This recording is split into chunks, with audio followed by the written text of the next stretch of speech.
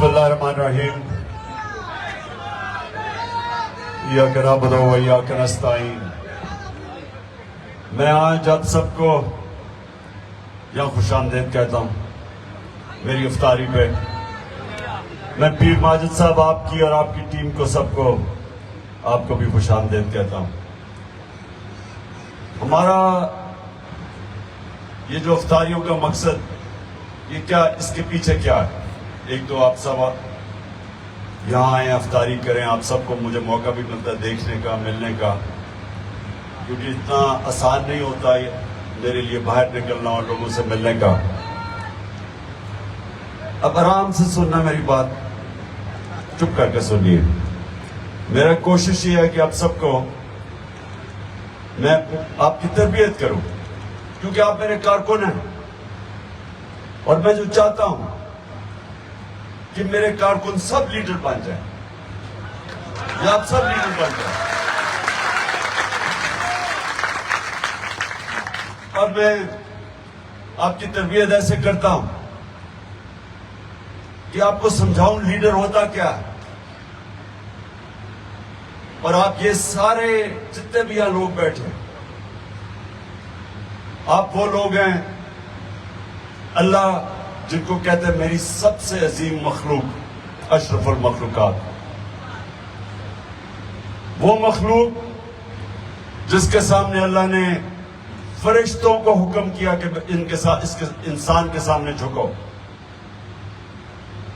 اور پھر جب ابلیس نے کہا کہ میں آگ کا ہوں اور یہ مٹی کا، میں نہیں جھکتا، تو اللہ نے فرشتوں کو کہا کہ تمہیں بھی نہیں پتا میں نے کتنی صلاحیت دی ہے اس آدم کو، اور ہم سب کو بھی نہیں، زیادہ تر ہم لوگوں کو پتہ ہی نہیں چلتا کہ اللہ نے ہمیں کتنی صلاحیتیں دی، ہماری زندگی نکل جاتی کیونکہ ہمیں پتہ ہی نہیں چلتا۔ تو جو آپ کو سمجھنا ہے اسلام کا، یہ جو اسلام جو میرے نبی صلی اللہ علیہ وسلم جنہوں نے قرآن کی گواہی دی اور ہمارے لیے وہ کتاب لے کے آئے جو ہمیشہ کے لیے ہمیں اس راستے پر لگانے کے لیے کتاب ہے، جس کے لیے آپ دعا مانگتے ہیں کہ اللہ، نماز جب پڑھتے ہیں کہ اللہ اس راستے پہ لگا، جس راستے پہ تو نے نعمتیں بخشی انسانوں کو، یا وہ راستہ مانگ۔ 5 وقت کی نماز پہ صرف آپ ایک چیز مانگتے ہیں اللہ سے، وہ راستہ مانگتے ہیں آپ، اور وہ راستہ نہیں جو تباہی کا راستہ ہے۔ یاد رکھیں کہ ہمارے عام طور پہ لوگوں کو یہ نہیں پتا نماز میں وہ مانگتے کیا اللہ سے۔ 5 وقت کی نماز پڑھتے ہیں، سوچ کچھ اور رہتے ہو اللہ سے توجہ ہوتی نہیں ہے۔ ہم ایسے کرتے ہیں جس طرح کوئی ہم بس ایک پوری کر رہے ہیں، ایک رسم پوری کر رہے ہیں۔ ہم یہ نہیں سمجھ رہے کہ یہ کتنی امپورٹنٹ چیز ہے آپ کے لیے، تو اپنے غور سے سمجھنا ہے۔ جب آپ اللہ سے مانگتے ہیں کہ اللہ ان کے راستے پہ لگا جن کو تو نے نعمتیں بخشی، تو یہ سمجھ جائیں کہ جس کو اللہ نعمتیں بخشتا ہے وہ انسان، اس کی پرواز اوپر چلی جاتی ہے، وہ ایک عظیم انسان بن جاتا ہے۔ جو سب سے زیادہ اللہ نے نعمتیں بخشی تھی وہ آپ سب جانتے ہیں کہ میرے نبی صلی اللہ علیہ وسلم، وہ کیسے کہ کسی انسان کو اتنی عزت نہیں ملی، کسی انسان نے زمین پہ آ کے اتنے کارنامے نہیں کیے جو ایک انسان نے کیے۔ کسی انسانی تاریخ میں کوئی انسان کی اچیومنٹ وہ نہیں ہے جو میرے نبی صلی اللہ علیہ وسلم۔ تو ان کی زندگی، جب اللہ حکم کرتا ہے کہ ان کی زندگی سے سیکھو، ان کی سنت سے، ان کی شریعت سے، ان کے راستے سے، تو اللہ اصل میں تمہیں کہہ رہا ہے کہ اگر تم نے اوپر جانا ہے، عظیم انسان بننا ہے، تو ان کی زندگی سے سیکھو۔ اصل میں یہ ہے ہمارے نوجوان جو سوچتے ہیں بڑے بڑے خواب، تو وہ پڑھتے ہیں جناب بل گیٹس کیسے اتنا بڑا اس کی کتاب پڑھتے ہیں، اسٹیو جابز، یہ بڑے بڑے کامیاب لوگ ہیں، ان کی کتابیں پڑھتے ہیں کہ ہم بھی سیکھیں کہ وہ کیسے کامیاب ہوئے۔ میں جب اسٹوڈنٹ تھا تو میں کرکٹر بننا تھا تو میں بڑے بڑے کرکٹرز کے ان کی کتابیں پڑھتا تھا کہ وہ کیسے بڑے کھلاڑی بنے. تو اللہ جب آپ کو حکم کرتا ہے کہ ان کی زندگی سے سیکھو تو آپ کو اصل میں کہہ رہا ہے کہ اگر آپ نے عظیم انسان بننا ہے تو ان کی زندگی کے اوپر عمل کرو، سیکھو. تو یہ یاد رکھیں کہ یہ آپ کے بھلے کے لیے ہے. آپ جب نبی صلی اللہ علیہ وسلم کی زندگی سے سیکھتے ہیں، ان کی سنت پہ چلتے ہیں تو آپ اپنا بھلا کرتے ہیں، آپ کی عزت بڑھ جاتی ہے معاشرے پہ، لوگ آپ کی عزت کرنی شروع کرتے ہیں اور آپ کی پرواز اوپر چلی جاتی ہے. اب یہ ہم کیسے، یہ تو میں نے اب بات کر دی، لیکن عملی طور پہ دنیا میں یہ کب ایسا ہوا تھا؟ اب یہ میں آپ کو کہہ رہا ہوں کہ جو ان کے راستے پہ چلے گا وہ اوپر چلا جائے گا، تو عظیم انسان، معاشرہ اوپر اٹھ جائے گا. تو یہ کیسے ہوا تھا؟ تو یہ تاریخ، اب میں آپ کو تاریخ بتا رہا ہوں. 622 13 سال کی نبی صلی اللہ علیہ وسلم کی تبلیغ کے بعد مشکل ترین وقت گزار کے 10 سال میں صرف 40 لوگ مسلمان ہوئے تھے. تو 13 سال کی مشکل تبلیغ کے بعد ان کی جب جان خطرے میں ہوتی ہے تو اللہ حکم دیتا ہے مدینہ چلے جاؤ، ہجرت کرو. اب یہ تاریخ ہے 622 وہ پہنچتے ہیں مدینہ، اور ابھی پہنچتے ہیں، ابھی غریب ترین حالات میں پہنچتے ہیں کیونکہ سب کچھ تو وہ چھوڑ آتے ہیں مکہ میں. تو جو مہاجر ہوتے ہیں وہ بڑے غریب ترین حالات میں رہ رہے ہوتے ہیں. تو 625 3 سال کے بعد جنگ بدر، تو 313 لوگ صرف جنگ بدر میں لڑنے والے ہوتے ہیں، اور 625 دونوں طرف دنیا کی بڑی سپر پاورز تھی. 2 سپر پاور، ایک پرشین ایمپائر اور دوسری طرف رومن بیزنٹائن ایمپائر. اب یہ بھی تاریخ کا حصہ ہے.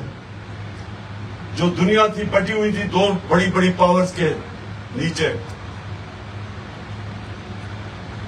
اور یہ تاریخ کا حصہ ہے کہ 636 میں 11 سال کے بعد، جنگ بدر کے 11 سال کے بعد، یہ ورلڈ ہسٹری میں، دنیا کی تاریخ میں لکھا ہوا ہے کہ رومن ایمپائر سپر پاور 11 سال کے بعد یارموک کی جنگ میں خالد بن ولید کی مسلمان فوج کے سامنے گھٹنے ٹیک دیتے. یہ تاریخ کا حصہ ہے. اور اگلے سال قدسیہ کی جنگ میں مسلمانوں کے سامنے دوسری سپر پاور گھٹنے ٹیک دیتی. اب یہ سنیں، اب اپنے سوال پوچھیں کہ کیا ہوا تھا؟ وہی عرب تھے جن کی حیثیت ہی کوئی نہیں تھی، ان کو کوئی پوچھتا نہیں تھا. 2 سپر پاور کے بیچ میں ریگستان میں جس میں پاسبانہ علاقہ تھا، ادھر وہ تھے. تو وہ اس لیے نہیں پوچھتے تھے کہ وہاں تو کچھ تھا ہی نہیں. امیر ترین علاقے تو ادھر تھا، پرشین ایمپائر اور دوسری طرف رومن ایمپائر کے نیچے. اب یہ تاریخ کا حصہ ہے کہ وہ کیسے وہی لوگ چینج ہوئے، انہی لوگوں نے دنیا کی امامت کی. تاریخ کا حصہ ہے. ایک کتاب ہے، بڑی مانی ہوئی کتاب ہے گبنز کی، ورلڈ ہسٹری. اس میں وہ لکھتا ہے کہ یہ کیا ہوا، ایک دم کہیں سے یہ لوگ آئے اور انہوں نے دونوں پاورز ان کے سامنے گھٹنے ٹیک گئی. تاریخ کا حصہ ہے، لیکن ان کو سمجھ نہیں آتی یہ ہوا کیا. اور افسوس یہ ہے کہ ہمیں بھی یہ سمجھ نہیں آتی. ہم نے بھی اس کے اوپر تجزیہ نہیں کیا کہ یہ ہوا کیا تھا، کیا ہوا تھا. پوچھنا اپنے آپ سے کہ کیسے وہی لوگ، جو اب میں پھر سے آپ کو ادھر آتا ہوں کہ اللہ نے آپ کو اشرف المخلوقات بنایا، سب سے عظیم مخلوق. جب فرشتوں کو کہا تمہیں بھی نہیں پتا کہ میں نے کتنی صلاحیت دی ہے انسان میں.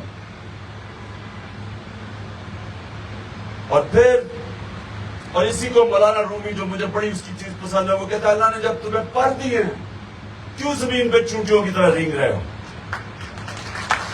کہ جو پر انسان کو ملتے کیسے؟ اب وہ جو آپ نماز میں 2 راستے مانگتے ہیں، اللہ ان کے راستے پہ لگا جن کو نعمتیں بخشی، وہ نہیں جو تباہی کے راستے پہ چلے گئے۔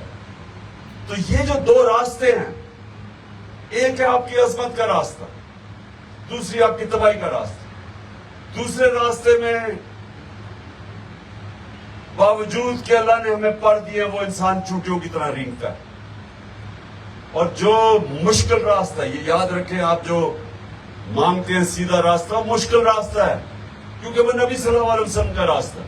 ان کی زندگی آسان نہیں تھی، مشکلوں آخر تک ایک کے بعد دوسری مشکل آتی تھی ان کی زندگی میں۔ لیکن اللہ نے انسان کو بنایا کیسا ہے کہ جتنی وہ مشکلوں کا سامنا کرتا ہے انسان اور تگڑا ہو جاتا ہے۔ صرف ایک چیز ہے کہ جب تک انسان ہار نہیں مانتا، کوئی ہار اس کو ہرا نہیں سکتی۔ یہ بڑا ضروری ہے آپ کو سمجھنا۔ لیکن ہار وہ نہیں مانتا، خاص طور پہ وہ انسان جس کے اوپر اللہ پہ وہ ایمان رکھتا ہے۔ وہ جب میدان میں نکلتا ہے وہ کہتا ہے اللہ جو بھی میرے پاس سامنے مشکلیں آئیں گی میں اس کا مقابلہ کروں گا، ہار نہیں مانتا۔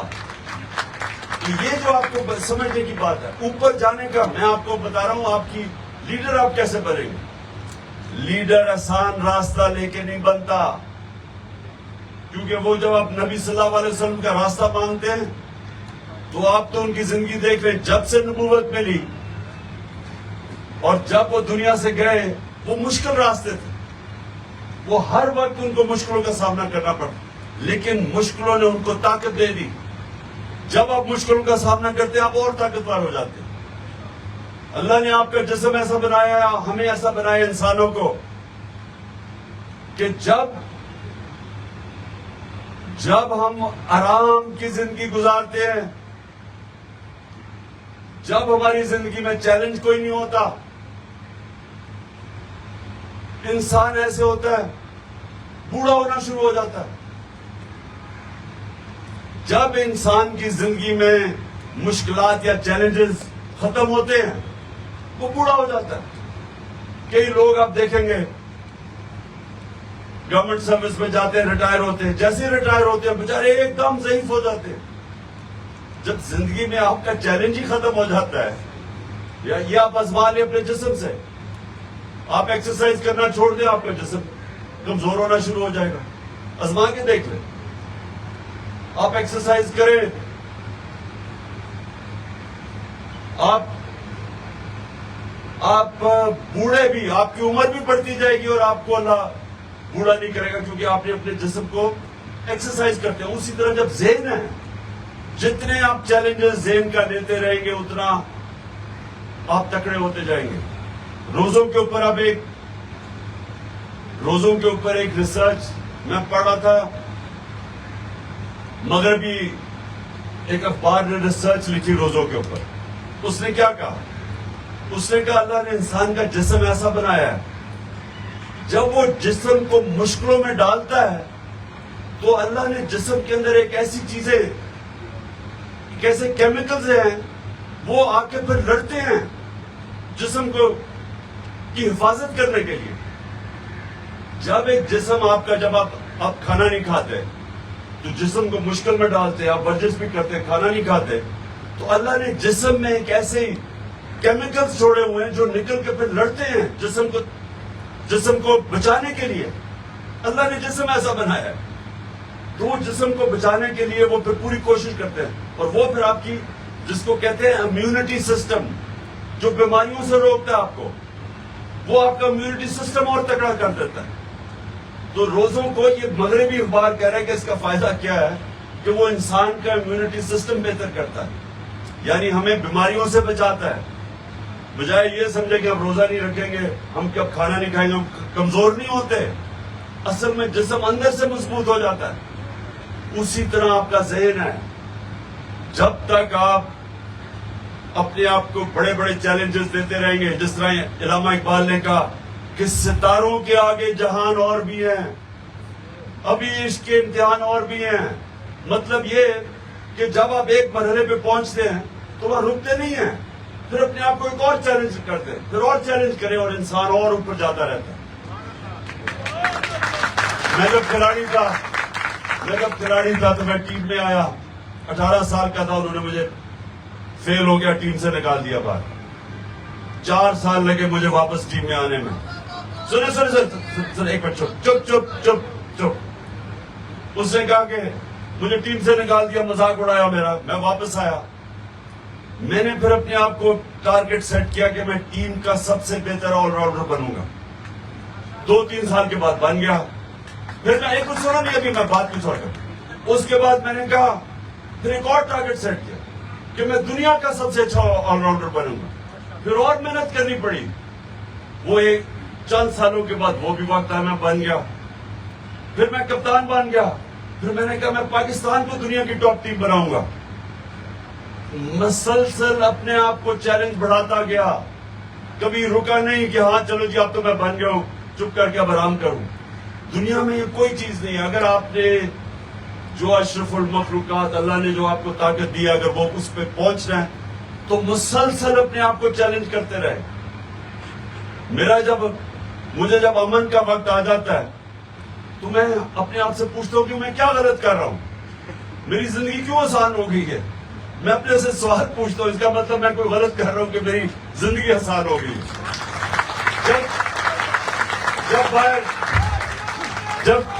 جب باہر ٹیئر گیس اٹیک ہوتے ہو تو میں پھر تکڑا ہو جاتا ہوں. میں کہتا ہوں اب میں کوئی ٹھیک کر رہا ہوں کچھ. میں یہ سمجھتا ہوں کہ ہاں اب میں زندگی میں چیلنجز لے کے آگے بڑھ رہا ہوں. تو آپ نے بھی زندگی سے دیکھیں, کبھی مشکل وقت سے گھبرایا نہیں کرتا مسلمان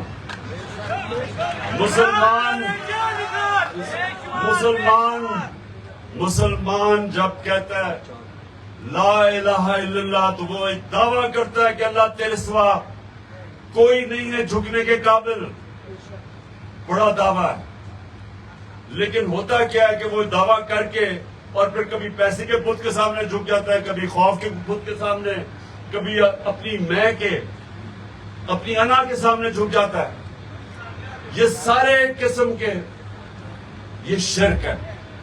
جب آپ دعویٰ کرتے ہیں پھر آپ بہت بڑا ایک مشن کے سامنے آ جاتے ہیں, جو کہ وہ مدینہ میں نبی صلی اللہ علیہ وسلم نے ان لوگوں کو دنیا کی امامت کروائی, جن کی حیثیت تھی کہ انہوں نے دنیا کی امامت کی, اور یہ تاریخ کا حصہ ہے.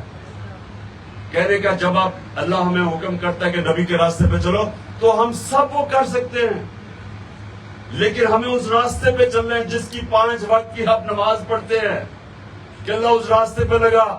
ہم کہتے ہیں اس راستے پر, دوسرے راستے پہ چل پڑتے ہیں. مانگتے ایک راستہ ہے, چل جاتے ہیں دوسرے راستے پہ.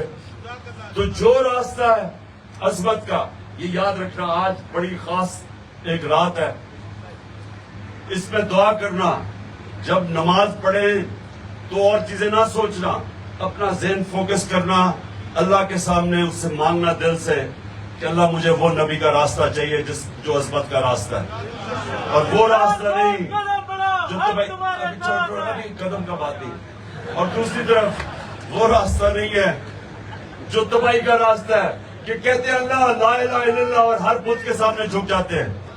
خوف کا, اچھا یہ سنو, جو لیڈر ہے نا, جو سب سے بڑی چیز یہ یاد رکھنا, جب آپ دعویٰ کرتے ہیں نا لا الہ الا اللہ, تو لیڈر کسی کے سامنے جھکتا نہیں ہے. بزدل آدمی لیڈر نہیں بن سکتا. اور دوسرا, نبی کی جو 2 سب سے بڑی صفتیں تھی, صادق اور امین, سچا اور امانت دار, سچا اور انصاف کرنے والا. یہ 3 صفتیں ہیں جس کے بغیر آدمی لیڈر نہیں بن سکتا, اور آپ نے سب نے لیڈر بننا ہے. اور آپ نے یہ یاد رکھنا ہے کہ صرف پرواز آزاد انسان کی ہوتی, غلام کی پرواز اوپر نہیں ہوتی. آزاد انسان صرف اوپر جا سکتا ہے. اچھا جی, اب ہم دعا کریں, سارے دعا کریں, کیونکہ روزہ کھل کے اذان سے پہلے ہاتھ اٹھاؤ کہ اللہ پاکستان کو وہ ملک بنا، وہ عظیم ملک بنا جو مدینہ کے ریاست کے اصولوں کے اوپر کھڑا ہو۔ اللہ پاکستان میں عدل اور انصاف قائم کرنے کی ہمیں ہمت دے۔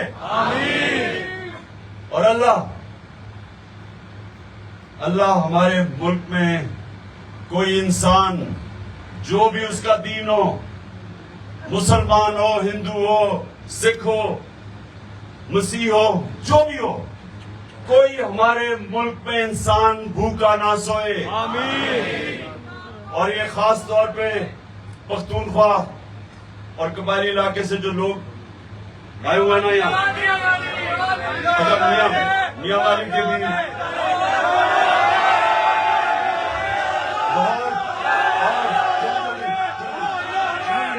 جنگ اور میاں والی سارا یہاں آگے، گجرات اور لودرا، آئی ڈی ایف بھی ہے۔ ہاں آئی ڈی ایف کو میں آج خاص طور پہ آج خراج تحسین پیش کرتا ہوں، آئی ڈی ایف کو، ہمارے ڈاکٹرز کو جو آپ نے مشکل وقت میں لوگوں کی مدد کی، ساروں مل کی، اور خیبر پیچھے ہے ہمارا خیبر۔ اچھا سوشل میڈیا ٹیم آپ کو بھی خراج تحسین، یہ پکڑ کے اٹھا رہے ہیں سوشل میڈیا کی ٹیم، فکر نہ کرو، تھوڑی دیر کے بعد ٹھیک ہو جائے گا۔ احمدآباد۔ اچھا جی آخر میں کہ اللہ ہمارے پاکستان کو وہ ملک بنا جو دوسرے ملکوں سے پاکستان میں لوگ نوکریاں ڈھونڈنے آئے۔ آمین۔